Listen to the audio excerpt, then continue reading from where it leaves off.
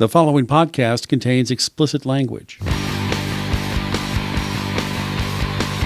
Thank you for listening. This is Paul Wilson. And I'm Danny Voss. I'm Lee Stiltz. And we're here with the Diesel Performance Podcast. Thanks for tuning in.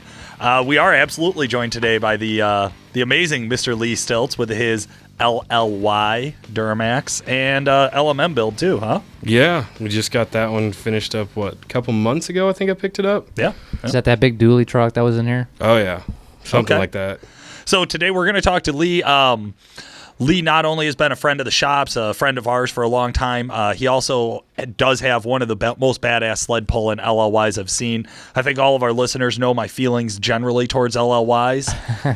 Lee does not feel the same way. Always hating on the LOY. You know, it's a stock application thing. If you look at an LB7, an LLY, and an LBZ stock next to each other, you look at what the factory gave you, I kind of say fuck you to GM for giving me the LLY. Yeah, but LOY also had the biggest turbocharger. That produced absolutely zero extra horsepower. Yeah, but it's okay. I just like to give, I like to feel like I got something there from the factory. I hear you. I mean, the fact is where your truck is at, I don't even really... I mean, what's the point of calling it an LLY? So I know the body style. I mean, there's nothing that stock about it anymore. Well, I think the only thing we kept basically was the injectors. Okay. Injectors are still LOY. Other than that, the intake runners got swapped out to LBZs. Right. Y-bridge, bigger flow out of the LBZ runners. They've got a bigger inlet, I guess you'd say. Okay. So switched out to those. LBZ intercooler, bigger. Right. All the radiator, everything got switched over to LBZ. Other than that, 12 mil stroker pump. You can't really call that. It's got an LBZ regulator. I mean, basically got rid of the LLY in it, basically. Right, and that's why I say, there's nothing really LLY original anymore besides the body style. It's pretty much been taken to a point. I mean, you're right, LLY injector bodies, but they're not stock. No, we think Bob went with 100 overs in it. All right, so Shotgun Bob is the one guy over at Duramaxtuner that helped you out a lot with the build. Same as, I believe, Jason Worley down at WC Fab and Pete and Shibby and all them guys. Walk me through your build top to bottom. What do we got for turbo, injectors, motor, trans? Well, we'll go with the old setup since we just switched everything to 2.5. It's still kind of getting worked out. You're running a 2.5 class right now? 2.5 class will be this year. They added it to the Central Illinois, kind of took over, something to kind of change up. But we ran work stock. It's basically what the truck was built for the first time. Now everything's kind of haywire. There's no interior. It's sitting over at Jason's right now getting more stuff done to it. But basically for work stock, we ran down. We built the motor, got fingers, pistons, Corilla rods, girdled, studded, main studs, dampener, all the good stuff, Duramaxtuner short block. Got that. We did the 67.7 before it was released, basically. Yeah, you were the first one to run it. Guinea pig. Yeah, started running that. You are into pigs. Yeah, something like that. So you were our guinea pig. Yeah. Thank you for that. I don't know if that was the greatest thing ever, but we worked out a lot of things along the way. Basically hard part wise. Yeah. What was going to fail in the turbo first, got that fixed, went to the next season. But we did 100 overs, 12 mil, 67.7. Jason did all the pipes, so they're pretty, they're white, they match the truck, They gotta look have nice. that color match. Yeah, you got to have that color match, which the truck itself is all color matched out. There's no black on it, besides the lights. Right. That way when you're in the pits and you just won. Everybody wants to come over and shoot the breeze with you, and you got your hood popped, and they look over there and they're drooling. And yeah, see, when we launched the 67.7 though, nobody knew about it, so it was keep your hood shut, don't show anybody, don't do anything. Yeah. If you win, load it on the trailer, take it home. Do not pop your hood. And you won with it. Yeah, we did pretty good. Central Illinois, there's a lot of tough trucks though, so we had a mediocre season down there. We fought some problems, typical. That's the sled puller story, right? Didn't have the greatest year, but, we pulled out a second or third place in points. Nice. So that's awesome. That's through ISP guys, or what kind of class? UPA, United Pullers of America. Gotcha. There's a lot of tough trucks down there. Ford, you got Morgan Prim and Josh Davis. Morgan owns Midwest.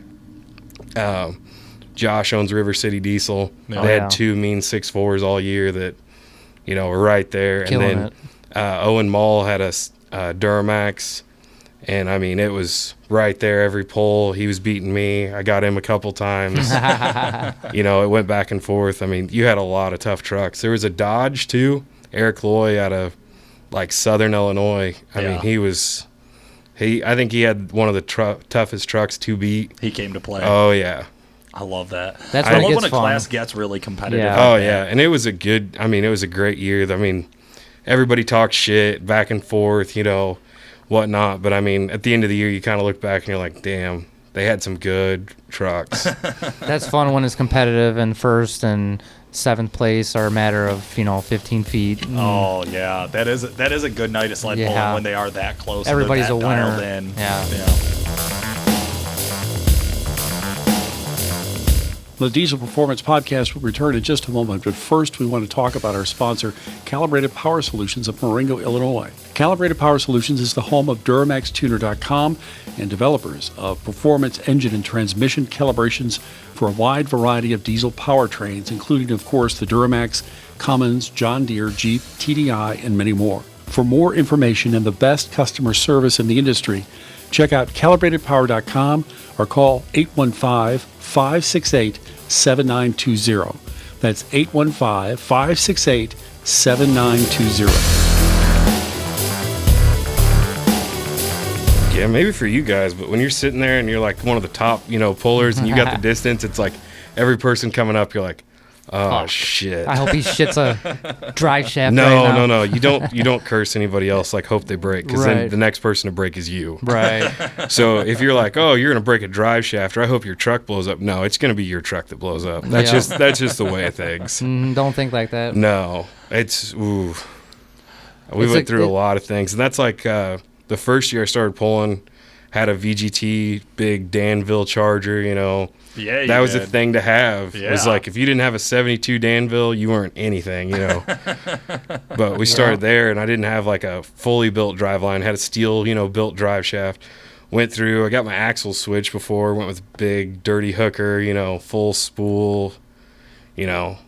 Actually, I think then I had a locker. I drove it on the street. That year, I Okay. drove my truck 2 shides. That's was really cool. That was the last year I drove that thing. Like, Hasn't been plated since. Yeah. no, well, it's been Well, plated, plated, right. for the rules of the class, basically, but that's Yeah. about it. But that was the thing to have then, was like a Danville 72. That's like all you had to do was like big injectors, pump, Danville 72, and a drive line. And then let her it. eat. Yeah. Get some shotgun Bob tunes in there and Yeah. let him tell you how you can't drive, basically. So is it Illinois Bob or Shotgun Bob? Let's get this straight. It's Illinois Bob. We'll just call him Illinois Bob. for the Illinois day. Bob. I Yeah. like that. Illinois Bob. We got Idaho Rob, so Illinois Bob. You gotta give him a hard time when you can. He loves that. He loves that so much. Okay, so Lee, tell me what originally got you into sled pulling? Like, why'd you decide to go sled pulling instead of drag racing? I live in Central Illinois. That makes We're around cornfields. Jacksonville. Yep, Jacksonville. Basically, the cool thing, like all the cool kids when I was growing up, they're pulling trucks. The Cully brothers down by us yeah. had 2 bad Duramaxes all the time. Got me hooked. Actually, How long have you been doing it now? How many seasons? this is only the second. We'll be Okay. going on the 3rd now. Okay. I kind of got it and got the bug bad, real Yeah. bad. Bob didn't help. No. When I met Bob, I had just got a built trans. He tuned it, had a lift pump, like the lift pump Oh, tunes, yeah. like that. LBZ intake, because the LOI, you already talked about it, talking shit. But You got to be good at something, right? hey, he's good at that, I guess. We'll give him that one. But started out with that, and I mean, I went over to Quincy. He was hunting over there. Yeah. Illinois Oh, yeah. Bob's got to hunt. So went Illinois over there. Shotgun Bob. Yeah, He's got went over there, and he put tunes on my truck, and I was like, "Holy shit, this thing can actually run!" Yeah, it And wakes that them like up, right? that was like the hook, and then went on. And I was like, "Man, I really want to pull." And then like at that time, you had Donnie Eskridge with an LBZ. yeah. I mean, he destroyed everybody. Still never beat that guy. That truck was just gone. That truck was a beast. I mean, all hands down. I mean, that thing. I got close once. I think I got 6 foot. That was the close. I ran second. If he showed up, I basically knew I was getting second. See, that's what's fun. I never want to win first or second deep down inside because I know that I spend too much money then. Yeah, but that's like the sport. If you don't spend money, then yeah, it just doesn't happen. I mean, if we were to take money out, so let's say we gave everybody an equal amount of money, and everybody had the same access to parts, what do you think comes down to make the difference between a good sled pull truck and something that's going to be at the bottom of the class? Setup. All Okay. depends on your suspension setup. Because you can make, 2,000 horsepower, but if you're just spinning off the line and all the way down, it hops, anything like that.